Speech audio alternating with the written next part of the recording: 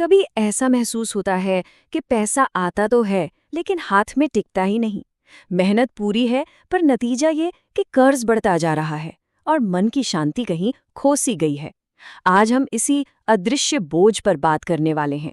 और ये सवाल ये कोई अकेला नहीं पूछ रहा है। पता है, ये एक ऐसी उलझन है जिसमें बहुत से लोग फंसे हुए हैं। दिन रात की मेहनत के बाद भी ऐसा लगता है जैसे एक ही पहिया घूम रहा है और हम कहीं पहुंच ही नहीं रहे। तो चलिए थोड़ा और गहराई में उतरते हैं।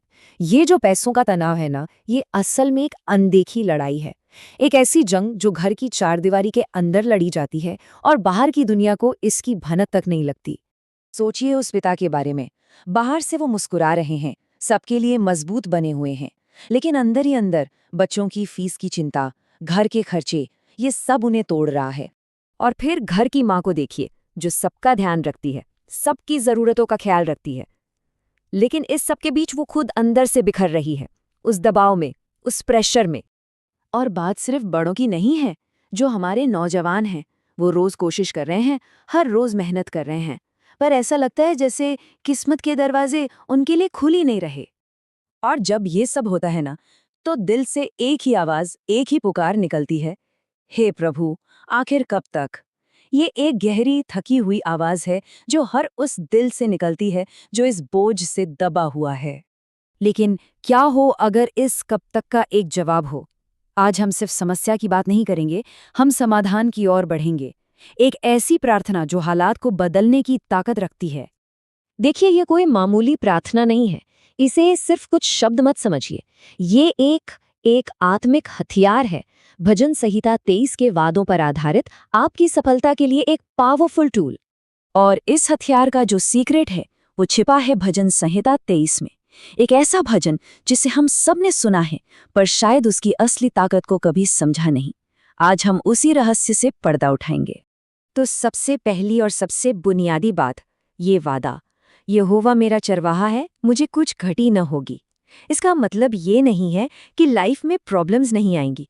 नहीं, इसका मतलब है कि प्रॉब्लम्स के बीच में भी कोई कमी की हालत में नहीं रहेगा।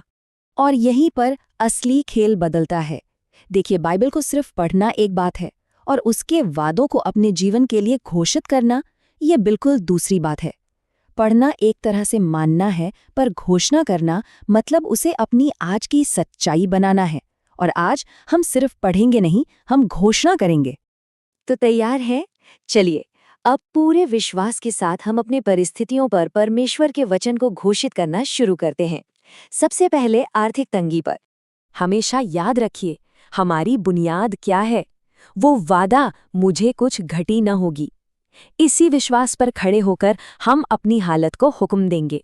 तो पूरे दिल से, पूरे अधिकार से ये घोषणा करें, जहां कमी है वहां भरपूरी आए, जहां पैसा टिकता नहीं वहां स्थिरता आए, और जहां कर्ज का बोझ है वहां से आजादी का रास्ता खुले।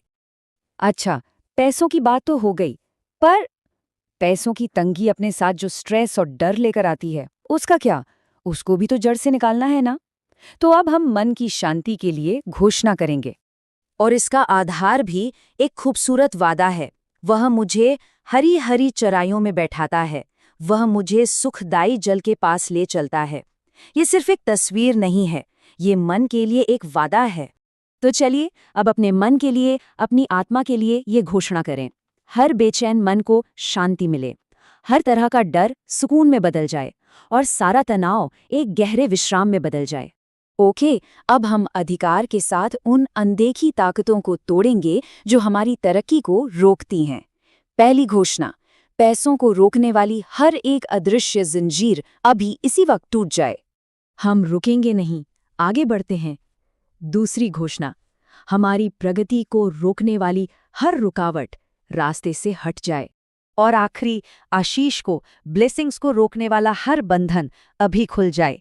तो अब जब सारे बंधन टूट चुके हैं, सारी रुकावटें हट चुकी हैं, अब समय है एक नई जिंदगी की, एक जीत की घोषणा करने का। अब चाहे हालात कैसे भी क्यों ना हो, पूरी हिम्मत के साथ ये घोषणा करें, जहां अपमान था वहां सम्मान आए, जहां कमी थी वहां बरकत का सोता फूट पड़े, जो दरवाजे बंद थे वो खुल जाएं, और जो इनकम रुकी हुई थी वो रिलीज हो, और कमाई के नए रास्ते खुलें। और आखिर में इस वादे के साथ अपने भविष्य पर मोहर लगा दीजिए, निश्चय भलाई और करुणा जीवन भर मेरे साथ साथ बनी रहेंगी। ये आपका भविष्य है, संघर्ष नहीं बल्कि परमेश्वर की भलाई। तो बस आज से एक नई कहानी शुरू होती है, एक नई उम्मीद, एक नई जीत। अब सवाल ये नहीं है कि क्या कहानी बदलेगी, सवाल ये है कि वो नई कहानी क्या होगी। फैसला आज होना है। अगर तुम भी विश्वास करते हो कि परमेश्वर का वचन सदा जीवित है, तो इस वीडियो को लाइक करो, शेयर करो और चैनल को सब्सक्राइब करना मत भूलो।